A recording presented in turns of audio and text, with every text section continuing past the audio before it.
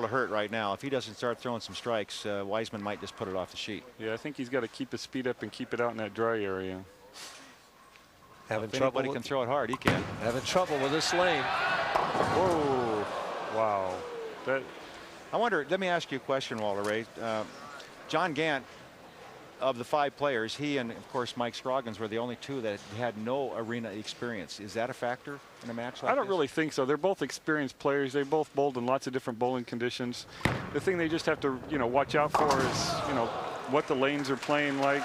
And so you don't think the setting will affect their play at all? I wouldn't think so. John, have you ever bowled in one of these? I've bowled in a couple. I haven't won one of these yet, but I had the most fun ever not winning a tournament. So it's it's great. You get goosebumps out there as a professional bowler. But John, I mean, he's a great athlete. He's been a professional bowling for a long time and amateur bowling before that. Great baseball player too. Yeah, a great baseball player. Likes to play semi-pro back home and pitches, and he's a great athlete. So he's used to big crowds and everything. So I don't think that's really affecting him. I think it's just he got confused out there trying to figure out how to play the lanes, and it shows the way his ball's reacting. They're not hitting the pocket. Well, he's struggling, but he's a guy that's got his priorities in order because he definitely put his family and his wife before his career when he left the tour for that period of time to watch the kids so she could be working in her profession. Well, I think a lot of people would like to be able to do that type of thing. He definitely enjoys bowling, but he had the opportunity to stay with his kids, and his wife makes good money. And he knew that was a good thing to do. Being a doctor, he said, it was like him making the TV finals every single week.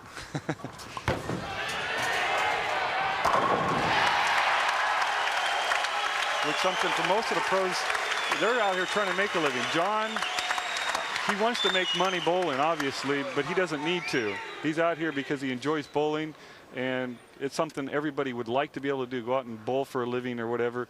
And most of these guys really need to do it to make their living. And John doesn't need to do that. He's got his wife making lots of money back home, and he's enjoying his bowling out here. She's go ahead, Mike. As we mentioned before, she's in a emergency medical physician. I'll get it out here as he crumbles the bucket at Baptist Hospital in Winston-Salem. Well, Danny put the match away, so I think he threw a couple of errant shots, and I think he's lucky that John wasn't able to capitalize on a couple of mistakes there. He just wasn't able to get lined up there himself. So Danny Wiseman finishing it out here, can still finish with 238, and he struggled the whole game, it seemed like. Well, a good number of shots there. Well, he spoke about transition. The lane's changing a little bit as they went. Lane looks like it's really starting to hook. Yeah, I would bet anything that John Maas is going to make Danny finish on that left lane. Of course, it's hard to say whether John's been watching. I see John walking around the back of the lanes there, so maybe, I don't know if he's been watching or not, but if he has been, I would make Danny finish on the left lane, and John just needs to figure out how to get to the pocket. Well, John was getting to the pocket well in practice, but they may have changed. It's kind of interesting that up until this game, the best lane for Danny Wiseman was the left lane. He had 12 strikes on that lane in 2 games. Now suddenly struggling on it.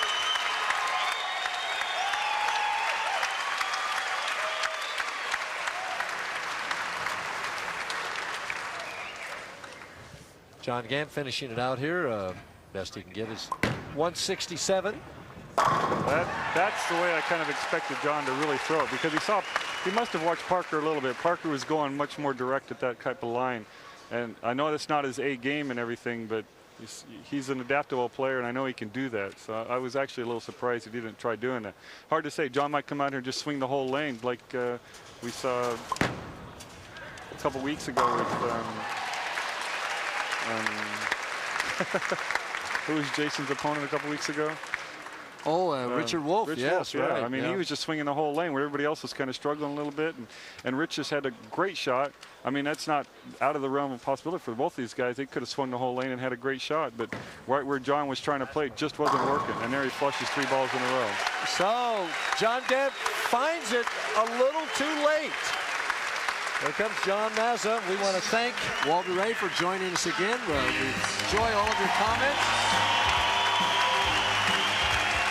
We'll be back with Championship Frame, a review of our first 3 matches as Danny Wiseman contemplates We're going to take this break right now. We'll be right back.